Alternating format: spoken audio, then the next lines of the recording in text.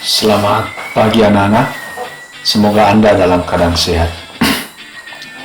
Meskipun kita tidak bertatap muka, Bapak berharap tayangan kali ini bisa menambah wawasan Anda pada mata pelajaran IPS. Selamat menyaksikan.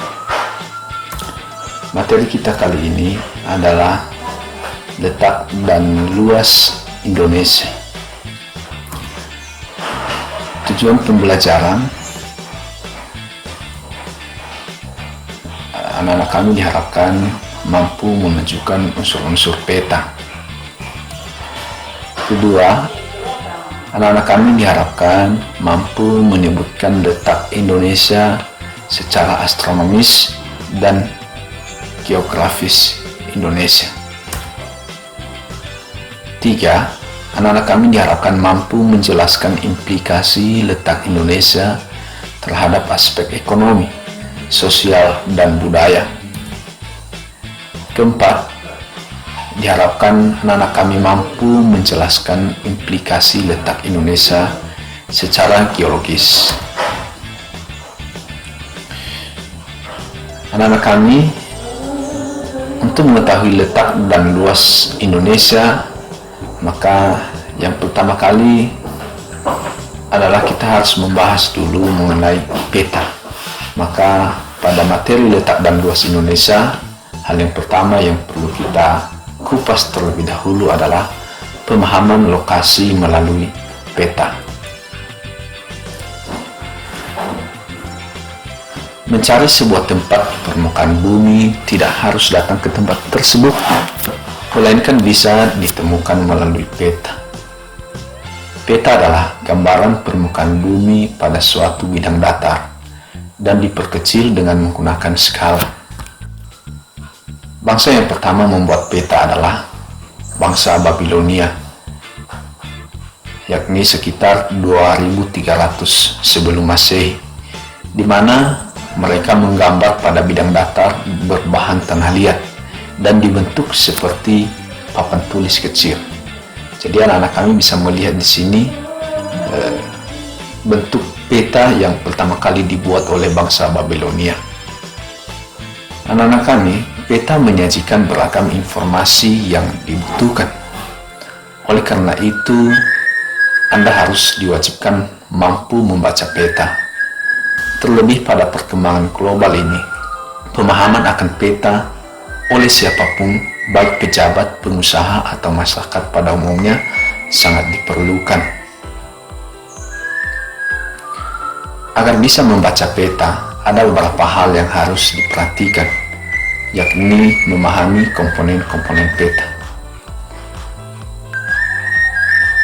Komponen-komponen peta terdiri atas yang pertama adalah judul peta.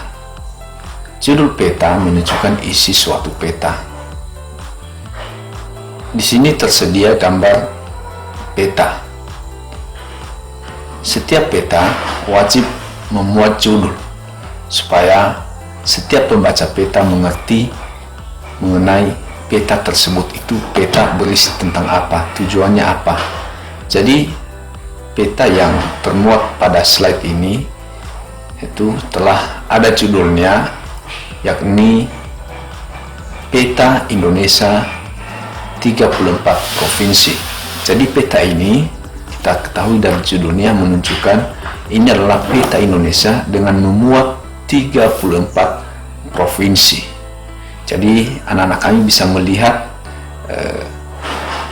Anda berada di provinsi mana.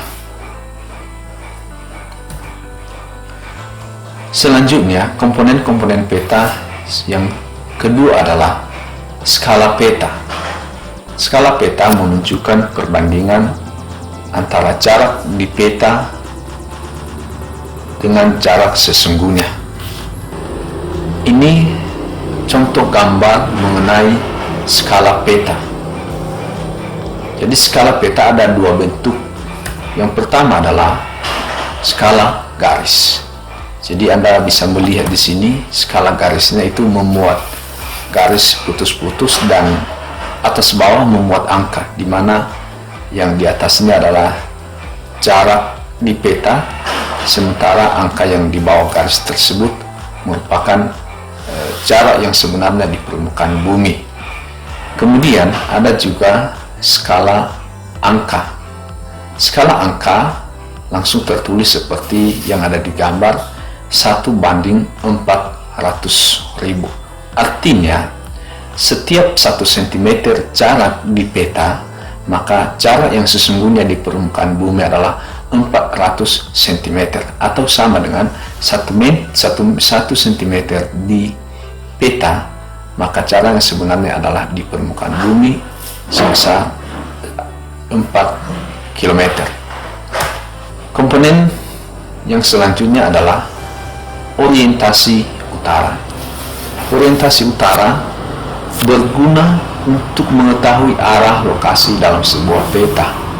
Di sini tersedia bermacam-macam bentuk orientasi utara. Tergantung pembuat peta pilih gambar yang mana yang dipergunakan untuk peta. Seperti pada peta yang ada di gambar ini, pembuat peta memilih gambar nomor 1, bentuk orientasi utaranya. Jadi ini sekali lagi Bapak tekankan bahwa setiap peta memiliki gambar orientasi yang berbeda-beda. Komponen peta yang selanjutnya adalah simbol peta. Simbol peta ada 4 macam. Yang pertama adalah simbol titik. Ini beberapa contoh daripada simbol titik.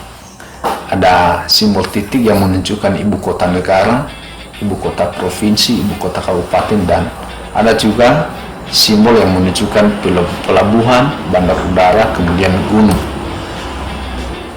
Di sini ada sebuah peta. Jadi pada peta ini telah termuat mengenai simbol-simbol.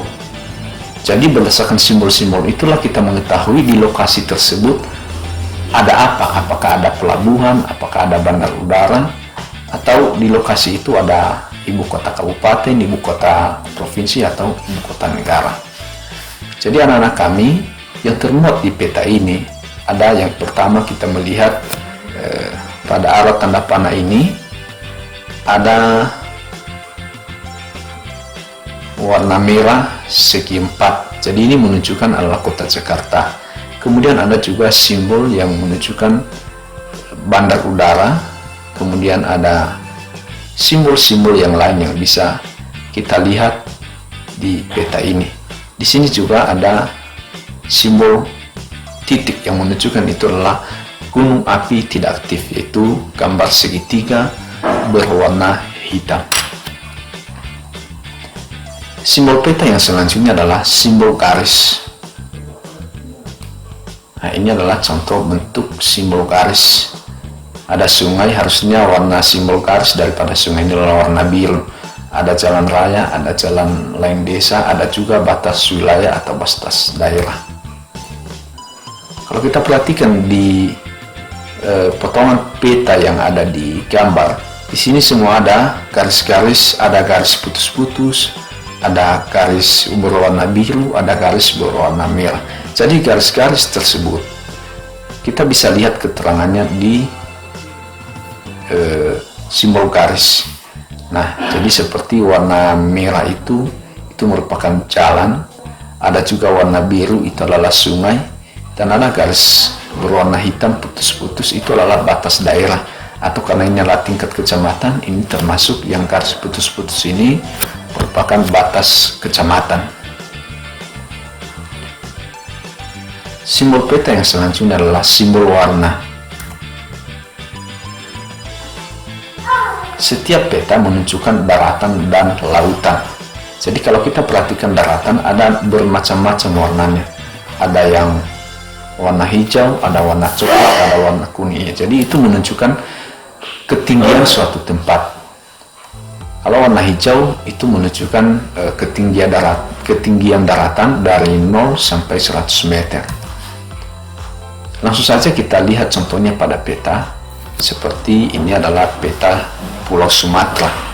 Di peta Pulau Sumatera ini ada berwarna hijau, ada berwarna kuning, ada berwarna coklat.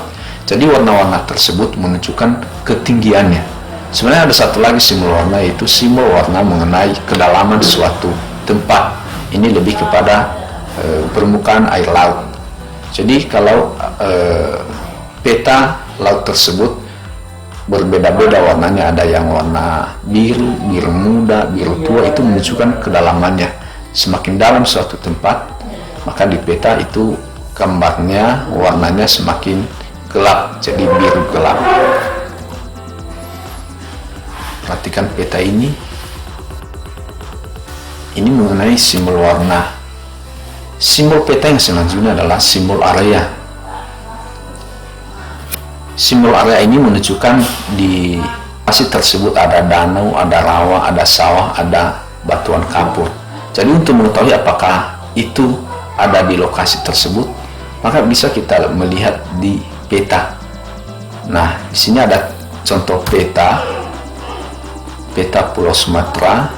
Perhatikan arah tanda panah tersebut. Adalah tanda panah tersebut menunjukkan di situ adalah simbol area, di mana di situ ada danau, yaitu Danau Toba ini ya. Jadi ada simbol danau di situ.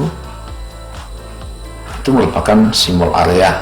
Dan ada juga simbol-simbol lainnya, contohnya ada di situ rawa. Hanya saja di peta ini tidak dimuat mengenai lokasi yang rawa, kemudian sawah atau batuan kapur. Simbol-simbol peta. Selanjutnya, komponen peta yang selanjutnya adalah garis koordinat. Garis koordinat adalah garis khayal pada peta berupa koordinat peta dalam bentuk garis lintang dan garis bujur. Mari anak-anak kami perhatikan peta yang ada di gambar. Di sini ada garis-garis vertikal dan ada garis-garis horizontal. Jadi garis yang horizontal ini, perhatikan ada tanda panah. Ini adalah garis lintang. Ada garis lintang utara dan garis lintang selatan.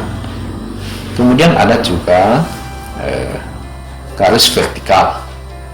Jadi garis vertikal ini menunjukkan itu adalah garis bujur. Itu bujur timur dan bujur barat. Jadi dari atas ke bawah atau dari bawah ke atas.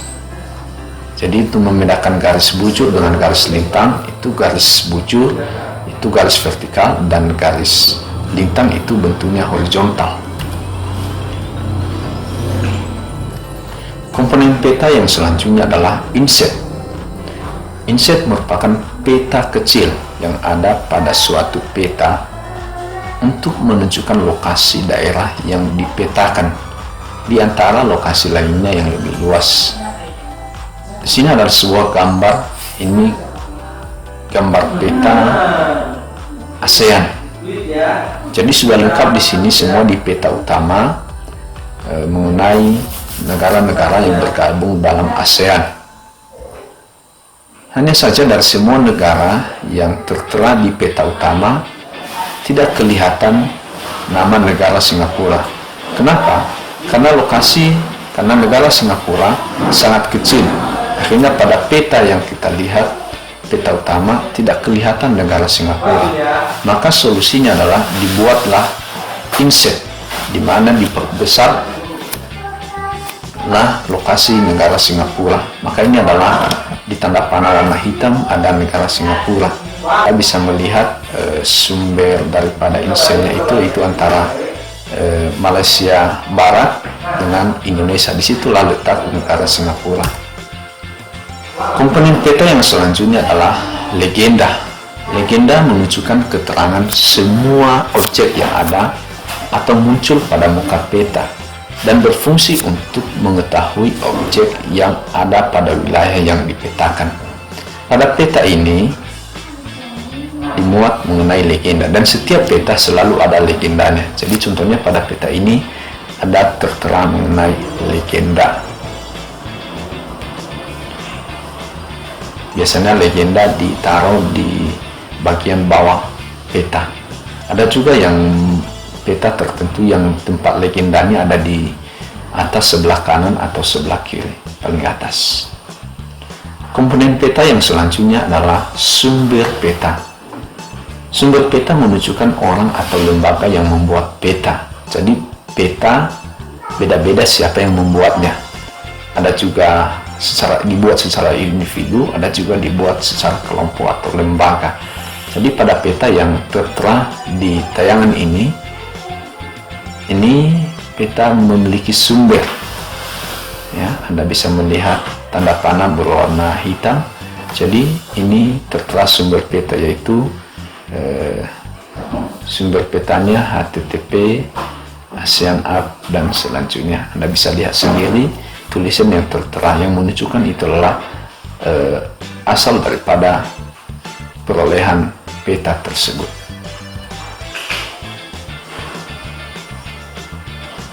Jadi anak-anak kami mengenai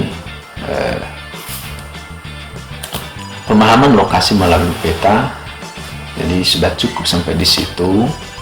Kita sudah selesai membahas mengenai komponen-komponen peta. Jadi komponen-komponen peta ini sering juga diartikan sebagai unsur-unsur peta. Jadi demikian pertemuan kita mengenai materi komponen-komponen peta. Akan kita lanjutkan pada pembahasan materi berikutnya mengenai letak dan luas Indonesia. Akan segera kita terbitkan videonya. Terima kasih, semoga bermanfaat. Tuhan memberkati. Sekali lagi saya Pak kita semua, Yahoo.